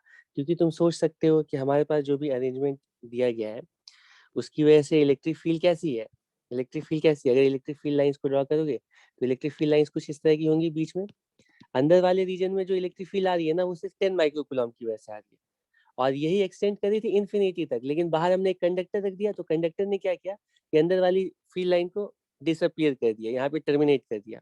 ठीक है, और और ये इलेक्ट्रिक फील्ड बाद में जा करके ठीक ऐसे ठीक आगे जा रही है, लेकिन उससे ज्यादा फील्ड आ जा रही है, क्योंकि आउटर सरफेस पर भी हमने 30 माइक्रोकूलम रख दिया है। तो इलेक्ट्रिक फील्ड कुछ इस तरह की होगी। तो मैं कह रहा हूँ अगर हम इन्फिनिटी से सेंटर की तरफ ट्रैवल करेंगे, इन्फिनिटी से सेंटर की तरफ ट्रैवल करेंगे, तो इन्फिनिटी से सबसे पहले सरफेस तक आएंगे तो पोटेंशियल इंक्रीज करेगा, क्योंकि फील्ड की डायरेक्शन में ट्रैवल करें। फिर कंडक्टर के अंदर ट्रैवल करेंगे तो पोटेंशियल कांस्टेंट रहेगा, लेकिन अगर मान लो कंडक्टर बहुत थिन है तो वो कांस्टेंट वाला रीजन तुम्हें दिखेगा नहीं। और आगे जाएंगे तो पोटेंशियल इंक्रीज ही करेगा, कहीं पर भी पोटेंशियल फॉल नहीं करेगा। इन्फिनिटी से सेंटर की तरफ जाने में हमेशा पोटेंशियल इंक्रीज ही करना चाहिए। ठीक, इलेक्ट्रिक फील्ड तो फॉल कर सकती, इलेक्ट्रिक फील्ड तो कम हो सकती है, लेकिन पोटेंशियल कभी फॉल नहीं होगा। फिर सेंटर तक फिर ये अंदर वाले यहाँ तक पहुंच गए, इस पॉइंट तक ए तक पहुंच जाएंगे, ए तक पहुंचने में हमेशा पोटेंशियल इंक्रीज करेगा। फिर ए से सेंटर तक जाएंगे, क्योंकि अंदर इलेक्ट्रिक फील्ड है नहीं, तो लास्ट में पोटेंशियल कांस्टेंट होगा। ठीक है, तो ग्राफ भी कुछ उसी तरह का होना चाहिए। प्लॉट करने के बाद जो ग्राफ है ना, ये 1/r होगा, इधर भी 1/r होगा, लेकिन वो यहीं से 1/r जाएगा। ठीक है, ये नीचे होकर डिसकंटिन्यूअस नहीं होगा। इसके बीच में छोटा सा रीजन है, वो ये वाला जो रीजन है ना, ये स्फेरिकल शेल की थिकनेस है जो कि नेग्लिजिबल है, तो इसको हम लोग ऑलमोस्ट 0 मान लिए। हालांकि जो स्फेयर था उस जिसकी रेडियस b थी, उसकी भी कुछ इनर रेडियस आउटर रेडियस होगी। ठीक, और यहाँ पहुंच करके क्योंकि फील्ड 0 है तो पोटेंशियल ऐसा कुछ इस टाइप की शेप होनी चाहिए। ठीक है, हालांकि ये दोनों जो ग्राफ्स है ना, ये दोनों 1/r के ही हैं, लेकिन एक 1/r जो है ना वो 10 कूलम की वजह से होगा, एक 30 की वजह से होगा, एक 10 की वजह से होगा, इसीलिए दोनों में थोड़ा डिफरेंस दिखेगा। ठीक है, एनीवे ये तो हो गया मतलब गेस करने की बात, लेकिन हम ग्राफ प्लॉट ही करना स्टार्ट करते हैं। तो प्लॉट करते हैं। प्लॉट करने से पहले अच्छा टाइम हो गया हमारा, चलो मैं बस 2 मिनट में कंक्लूड कर रहा हूँ। ये प्लॉट करने वाला पॉइंट इंपॉर्टेंट है, इसलिए एक बार बता दे रहा हूँ। इन तीनों फंक्शंस को अगर देखोगे ना, तो ये टर्म तो कांस्टेंट है, ये तो पूरा ही कांस्टेंट है। तो इसमें जो फंक्शन है, मतलब जो जिस फंक्शन को तुम्हें एक्चुअली प्लॉट करना है, ये सब तो कांस्टेंट। तुम्हें इन दोनों फंक्शंस को मेन प्लॉट करने हैं। तो पहला वाला जो फंक्शन है 30k/r, ये 30 कूलम पॉइंट चार्ज की वजह से पोटेंशियल को रिप्रेजेंट करता है, और 10k/r 10 कूलम पॉइंट चार्ज की वजह से पोटेंशियल को रिप्रेजेंट करता है। तो प्रॉपर्ली पोटेंशियल फंक्शन को कंप्लीट अरेंजमेंट की वजह से प्लॉट करने के लिए हम ऐसा करते हैं, 10 और 30 के लिए अलग से पहले प्लॉट कर लेते हैं। तो 10 कूलम के लिए कैसा पोटेंशियल फंक्शन होगा, जरा बता सकते हो? ठीक है, 10 के लिए पोटेंशियल फंक्शन कैसा होगा? तो वो कुछ इस तरह का होगा। ठीक, उसको हम प्लॉट करते हैं, थोड़ा नीचे होगा वो, और ये इस बार जो पोटेंशियल फंक्शन है वो रेक्टेंगुलर हाइपरबोलिक होगा। ठीक है, और 30 के लिए कैसा होगा? वो कुछ ऐसा होगा। ठीक, कुछ ऐसा ही होगा ना? 30 वाला ऊपर है और 10 वाला नीचे। अब हम प्लॉट करना स्टार्ट करते हैं। ठीक है, हालांकि इसमें शेप बहुत प्रॉपर नहीं आ पाएगी। अभी यहाँ प्लॉट कर लेता हूँ और इसी को मैं रेप्लिकेट कर दूंगा कंप्लीट बोर्ड में भी, तो तुम्हें विजुअलाइजेशन थोड़ा और अच्छी हो जाएगी। इसको प्लॉट करना स्टार्ट करें। सबसे पहले आउटसाइड रीजन में पोटेंशियल फंक्शन कैसे? 30 के अपॉन आर। तो ग्राफ बिल्कुल ऐसे 1/r से यू फॉल करेगा। उसके बाद नेक्स्ट रीजन में आते हैं, और नेक्स्ट रीजन में 10 के अपॉन आर के जैसे फॉल करेगा, लेकिन उसमें ये कांस्टेंट भी है, ये कांस्टेंट भी है। ठीक है, ये कांस्टेंट भी है।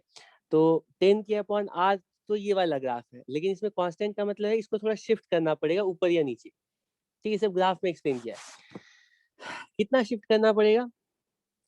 तो ऑब्वियस है कि जो पोटेंशियल इलेक्ट्रिक फील्ड तो डिसकंटिन्यूअस हो सकता है चार्ज की वजह से, लेकिन पोटेंशियल फंक्शन कभी भी डिसकंटिन्यूअस नहीं हो सकता। क्यों?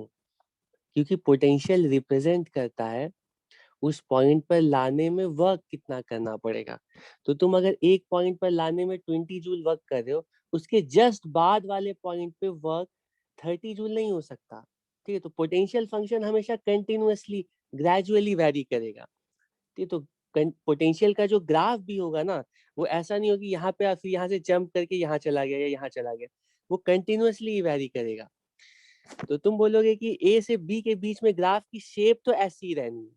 ठीक है, 10 के अपॉन आर की तरह रहनी है, लेकिन इसको हमें शिफ्ट करना पड़ेगा ताकि, ठीक है, यहाँ तक आने में जो पोटेंशियल आ गया इसी से अब पोटेंशियल इंक्रीज करे, तो ये ग्राफ कुछ ऐसा आएगा। ठीक, इस तरह से। मतलब ये वाला जो शेप है ना, ये वाली जो शेप है, हालांकि मैं बहुत प्रॉपर्ली नहीं ड्रॉ कर पाया, ये वाली जो शेप है इसके बिल्कुल पैरेलल बनाना पड़ेगा। ठीक है, और फिर जैसे ए पर आ गए, अब तो तुम देख सकते हो कंटिन्यू, ये कांस्टेंट है अंदर वाले रीजन में, तो पोटेंशियल फंक्शन कुछ ऐसा होगा। ठीक है, अब मैं इसी को एक बार फिर से ना फुल बोर्ड पे ड्रॉ कर देता हूँ, ताकि तुम्हारी जो थोड़ी सी भी डाउट्स हैं वो पूरी तरह से एलिमिनेट हो जाए। तो ये एग्जांपल इतनी देर तक एक ही एग्जांपल इसलिए लिया है कि इसकी वैल्यूज तुम्हें इतनी देर में याद हो गई होंगी। ठीक है, अब याद है वैल्यू तब उसको प्लॉट कर रहे हो, तो तुम्हें समझ में आएगा कि हम कैसे कैसे प्लॉट करें। तो सबसे पहले मैं 1/r, ये मान लो पहला पुट, ये 1/r का कुछ ऐसा रेक्टेंगुलर हाइपरबोलिक शेप बना रहा हूँ बिल्कुल। ये है 10 के अपॉन आर, और 30 के अपॉन आर कैसा होगा? वो कैसा होगा? वो कुछ ऐसा होगा, सॉरी, वो कुछ ऐसा होगा।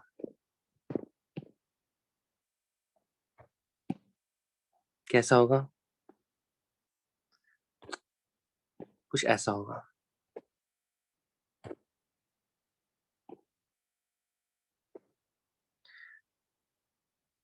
ठीक, सिमेट्रिक होना चाहिए ग्राफ। ठीक है, ये लग रहा है सिमेट्रिक है। चलो जो भी है, जैसा भी बन गया इसी पे बनाते हैं। मेरा पॉइंट ये है कि ये जो दोनों की जो शेप है ना, वो थोड़ा सा अलग अलग दिखनी चाहिए, नहीं तो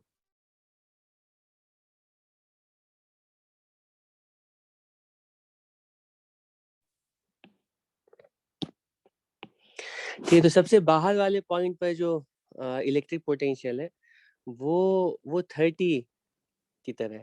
तो बाहर वाले पॉइंट पर ग्राफ कुछ ऐसा हो जाएगा, यूं। ठीक है, अब अंदर वाले पार्ट में जो ग्राफ की शेप होगी वो तो ऐसी होनी चाहिए, लेकिन वो स्टार्ट यहाँ से होगी।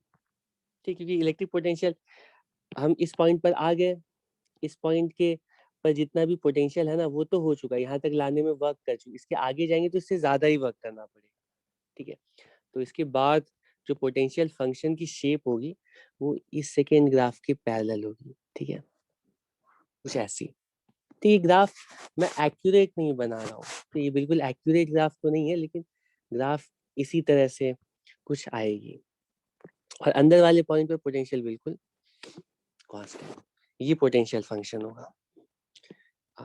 इन सब की वैल्यूज भी तुम देख सकते हो, ये k 30/r है और यहाँ पे k 10/r plus k 30/b है, मतलब इस वैल्यू के साथ हम ऐड कर दिए और फिर अंदर वाले हर पॉइंट पर पोटेंशियल की जो वैल्यू है वो और कुछ नहीं है,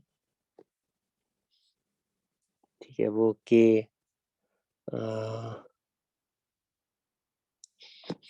कितनी है, ये k 10/a है प्लस k 30/b है, ठीक है। ठीक है, तो आज की क्लास के लिए इतना ही। तुम्हारा असाइनमेंट है कि हमारे पास एक थिक हॉलो स्फीयर दिया गया है, ठीक है, थिक हॉलो स्फीयर मैं बना रहा हूँ। ये क्वेश्चन तुम लोग नोट कर लो अच्छे से और इसको सॉल्व करके लाना नेक्स्ट क्लास में, ठीक है। ठीक है, ये हमारे पास थिक हॉलो स्फीयर है, इसका ग्राफ इंटरेस्टिंग होगा देखना। थिक हॉलो स्फेरिकल कंडक्टर है, एक ही शेल दे रहा हूँ, चलो तो इसको सॉल्व करना है, ठीक है, इसको इग्नोर नहीं करना, नहीं तो फिर इसके सेंटर पर हम 1 माइक्रोकूलम रख रहे हैं, ठीक है, 10 माइक्रोकूलम रख रहे हैं और बाहर वाले सरफेस पे लेटर से 5 माइक्रोकूलम रख रहे हैं।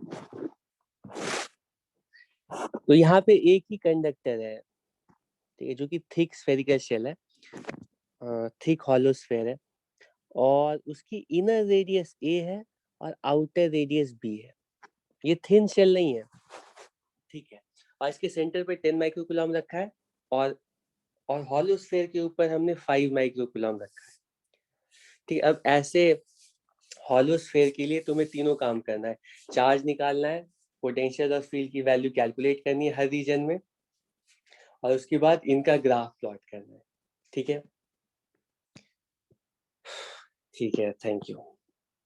इसको सॉल्व करना इम्पोर्टेंट, ठीक है। चार्ज तो तुम बता दोगे, वेरी गुड, वो -10 होगा +15 होगा, लेकिन फील्ड को कैलकुलेट भी करोगे और तुम गॉसेस लॉ से भी ट्राई करना, दोनों मेथड यूज कर लेना, ठीक है, जो आसान लगे उसको यूज करना फिर, और इनको प्लॉट भी करना, फील्ड पोटेंशियल को प्लॉट भी करना, ठीक है, थैंक यू।